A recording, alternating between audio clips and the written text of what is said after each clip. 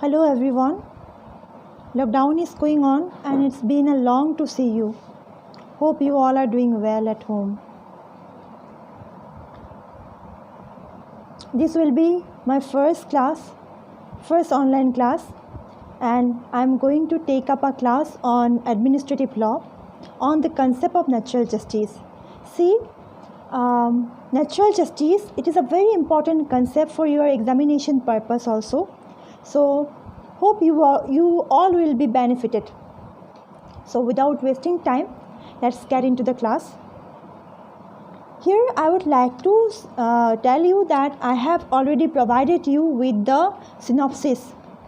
So before watching this video, please have a look to the synopsis of today's class. It will help you. Let's start. See, natural justice, the principles of natural justice occupying a very important place in the study of administrative law. Natural justice, the expression derived from Roman law, that means Roman expression just naturally, which means natural law, natural justice and equity. Natural justice were also there, implicitly there in the American due process of law, and they are so closely connected with the English common law. Even these principles of natural justice forms the foundation. They are the basis, they are the foundation of all the international laws, treaties, covenants, and even they forms the basis of international human law provided by the UDHR. That's how principles of natural justice are there in almost all the legal systems of the world. And if we say about the historical background of natural justice is of very old ancestry. The principles were there in the old Roman law, in Greece, even they were there in Bible, and in India they were part of our cultural heritage. They were there in India from the very pre-Vedic era. Their mention are there in our epics, in Kautilya's Arthashastra, etc. So, we are discussing about natural justice. So, it's very important to know first the meaning. What is natural justice? Or what does the expression natural justice means?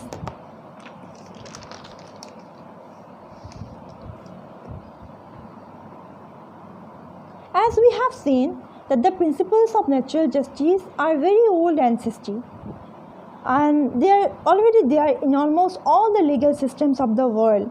But the strange thing is, these principles are never been codified.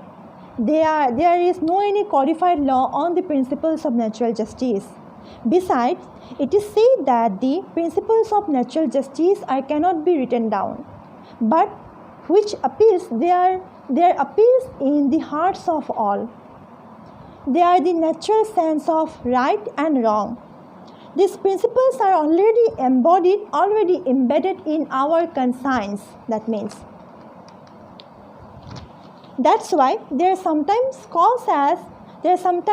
also called as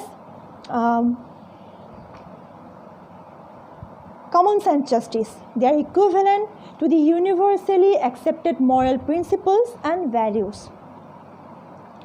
And let's come to its definition. So, as the concept of natural justice is of changing contents, their meaning may change in accordance with the circumstances and the facts. They cannot be fixed by one definition. It is not possible to confine this principle by one single definition. Then too, certain scholars, writers, jurists try to give the definition of natural justice in their own way. And they may mean many things to many writers.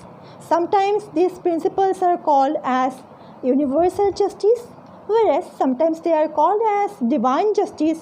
Some other times they are called as fair play in action, duty to act fairly, etc. Here I would like to refer one English case, that is Bennett versus Barrett, where Lord Asher held that or defined that the principles of natural justice defined the principles of natural justice as the natural sense of right and wrong. Even the Honorable Supreme Court of India also, in the history case of Maneka Gandhi versus Union of India, held that natural justice is a humanistic theory which means to impose fairness to law.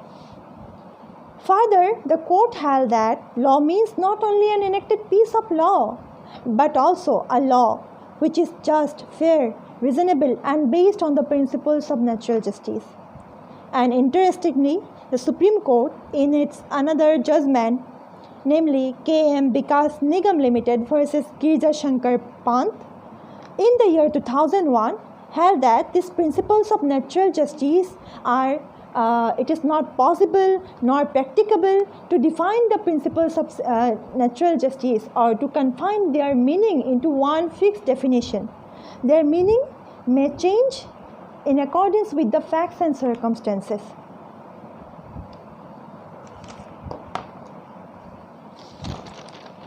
Moving on to the third subhead, that means moving on to the third subtopic, that is the ultimate aim of natural justice. If I say about the ultimate aim of natural justice, its ultimate aim is to secure justice and thereby prevent all kinds of miscarriages of justice. It tries to eradicate all the loopholes in the existing legal system and the law. So that's it. That was a discussion on the meaning and definition of natural justice. Now, I will like you to know there are certain principles of natural justice which are known as the basic components of natural justice. And in legal sense, natural justice means these principles only. In legal sense, natural justice implies three principles. There are three principles of natural justice. The first one is rule against bias. The second one is odi alteram partem. And the third one is rescendition or speaking order. Rule against bias is also expressed by a Latin maxim, namely nemo debet is judex propria causa, which means no one ought to be a judge of his own cause, or nemo debet causa sua. That means no man can be a judge of his own cause. It is the minimum requirement of natural justice that the deciding authority, that the adjudicatory authority or the judges should be composed of impartial persons acting fairly without bias or partiality. And the second rule, that is rule of fair hearing, it is often expressed by Latin maxim odi alteram partem, which means to hear the other side, or no one should be condemned unheard. In other words, it implies that this rule tries to ensure fairness in all the stages of a hearing. There are numbers of stages of hearing. A hearing is composed of so many stages, and this doctrine of fair hearing, this rule of fair hearing tries to ensure fairness in all its stages. That's what. So far reason is concerned, it is said that judgment should be based on reason, and adjudicatory body should furnish reason to support their decision. However, in my later classes, I will explain all these principles elaborately. Moving ahead to the next subtopic, that is the importance of natural justice in administrative law. So you should know that there is no dispute on the point that the principles of natural justice are binding on all courts, judicial and quasi-judicial bodies. But whether these principles are equally applicable to administrative processes? Well, so far this question is concerned, the earlier view of the judges of India and also in England was that no, these principles are not applicable to administrative processes. This was the view of the courts of England and India in numbers of cases, like Franklin versus Minister of Town and Country Planning, like Kishan Chand Arora versus Commissioner of Police and all. But now it is well settled that these principles of natural justice are equally applicable to administrative processes also. In an important case on this point, namely A.K. Kraipak versus Union of India in the year 1971, the Supreme Court held that the principles of natural justice are equally applicable to pure administrative processes. In another case of Supreme Court, namely S.N. Mukherjee versus Union of India, in the year 1990, the Supreme Court held that the actions of administrative bodies or the administrative action must be supported with reason, which is one of the requirements of natural justice. But now it is clear. So now it is clear that principles of natural justice are applicable to administrative processes as they are applicable to judicial processes. But how far? What will be the extent of its applicability in administrative processes? Well, there is a case on this point. In Union of India versus P.K. Roy, the Supreme Court held that there is no rigid formula as to what extent the principles of natural justice will be applicable to administrative processes. It is a question that is to be determined in accordance of the facts and circumstances of each case.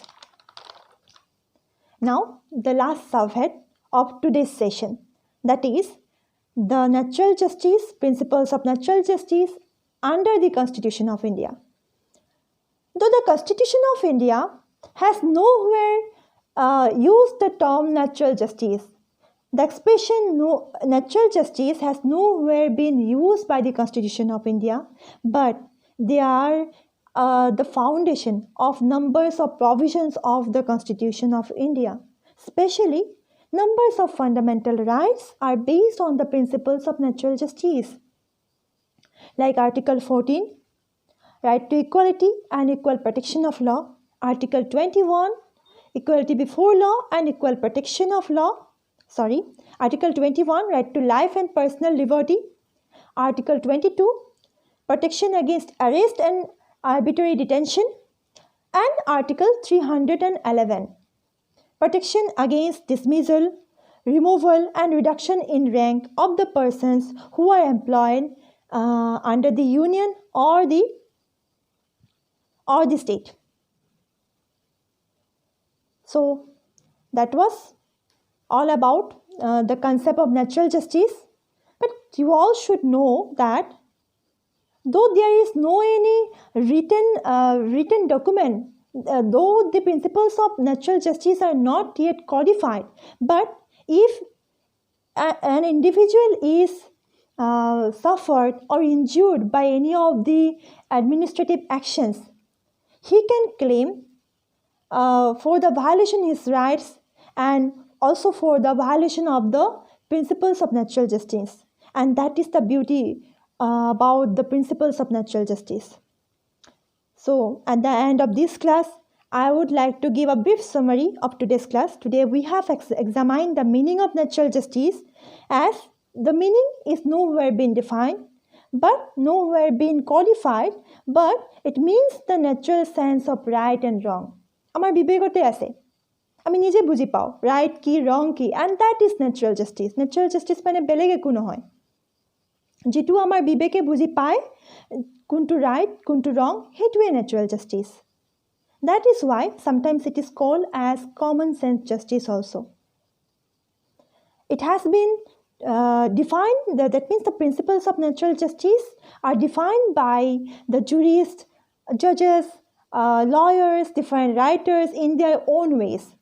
But the thing is that they cannot be confined to one fixed definition. Their meaning may change in accordance with the facts and circumstances. Their meaning is to be compliant with the facts and circumstances, as the Supreme Court has said in the case of KM Vikas Nigam Limited versus Girija Shankar Pant in the year 2001.